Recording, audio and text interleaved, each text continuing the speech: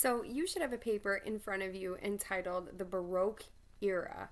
Um, it started in 1600 and ended in 1750.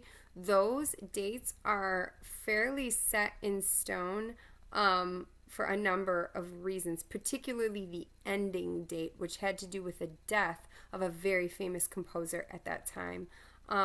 But I'm just going to read along and interject comments as we go. So if you have that paper in front of you, you may feel free to follow along. Around 1600, a group of people called the Camerata began to speak out against the popular song of the Renaissance, the madrigal. They insisted that a choir could not project emotion like a soloist could. A new form of song, the aria, became popular. An aria is a song written for a solo singer, and this began the Baroque period in music. Musicians of the Baroque period worked in three places: the church, the court, or the opera house. At a church, musicians could become organists or choir directors. At the court, musicians worked under a king or other nobleman. They composed and played music for the court. At the opera house, composers created music to show off the talents of the opera singers. The best job to have was at court because it was steady pay and usually good conditions. I'm just going to briefly interject here there's something called the patronage system. Back then, if you just felt like you had a gift for music, you couldn't just say, I just want to be like a freelance musician. I just want to make my own music, and whatever people find it and enjoy it, that's great. Nope, that is not how it worked. You had to be under the patronage of someone.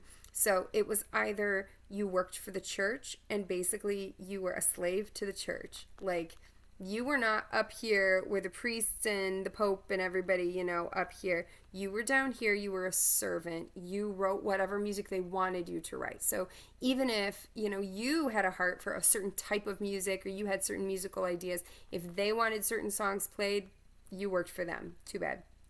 If you worked for the court, it was a similar situation. Like, let's say they were going to have a party, like, say, in the big, giant, awesome ballroom behind me. You had to write exactly the kind of music that they wanted. And even if that wasn't your jam, well, you know what? They're the ones paying for you. And usually you had to live there. And you'd think to yourself, wow, well, living at a castle, that doesn't sound half bad. Well, they didn't get the nicest conditions because, again, they were in the servants' quarters. They were not considered, particularly better than people who mopped the floors or people who did other stuff like that. But if you worked for a decent nobleman or a decent king or queen, and especially if you did excellent work, then a lot of times they would be understanding and treat you well. But there are many situations where they didn't. And finally, the whole concept of working at an opera house to showcase opera singers, that was something that began to be developed, I think, quite a bit later in the Baroque period. Because toward the beginning, you just couldn't find jobs doing that. It was a little bit, opera was too much of a new form. Anyway, we're going to move on to famous composers of this time period. I'm wondering if you have heard of some of these people. Famous composers of the time period included Johann Sebastian Bach, my favorite, my actual favorite. Just the best. I can't wait to teach you about him. He's awesome.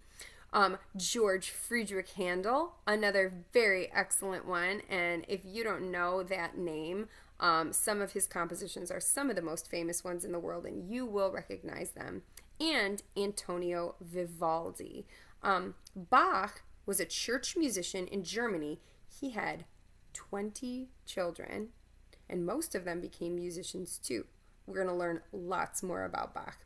Handel wrote the famous oratorio, the Messiah, as well as 40 other oratorios. We're going to talk about that form, which is called the oratorio. You may have heard the Hallelujah chorus, which ends the Messiah. I am sure you've heard that. And then Vivaldi's nickname was the Red Priest because of his flaming red hair. He often wrote for strings, and his most famous piece is called The Four Seasons. Out of the Four Seasons, probably the most famous one is Spring. And I will be playing that for you eventually, and you'll go, oh, yeah, yeah, yeah. Even if you didn't know that that was what it was called or that it was written during the Baroque period, certainly that is a piece of music that's very, very famous, and it's still played quite often. Okay, just to give you some context about what is happening in the world, here are some world events that are happening during the Baroque era. Galileo identifies gravity. That happened in 1602, so that would have been like toward the beginning of the Baroque period. Shakespeare wrote Romeo and Juliet. We saw the name Shakespeare when we were talking about the Renaissance, so you can see that he was a name that spanned from the end of the Renaissance into the beginning of the Baroque period. Because it's not like during that time frame, it's not like all of a sudden they turned the calendar over to the year 1600 and said, everybody said, hey, let's have a party, it's the Baroque period now. No, it's something that, those labels began to be put on once historians had the benefit of looking back over hundreds of years at trends in art and culture and architecture and music, and they could kind of put a date to where a big shift or a big change happened. So during the beginning of this time, the first slaves were brought to America. So that's something that was going on right during this time frame as well, to kind of help you position it in your mind. The Great London Fire destroys half of London.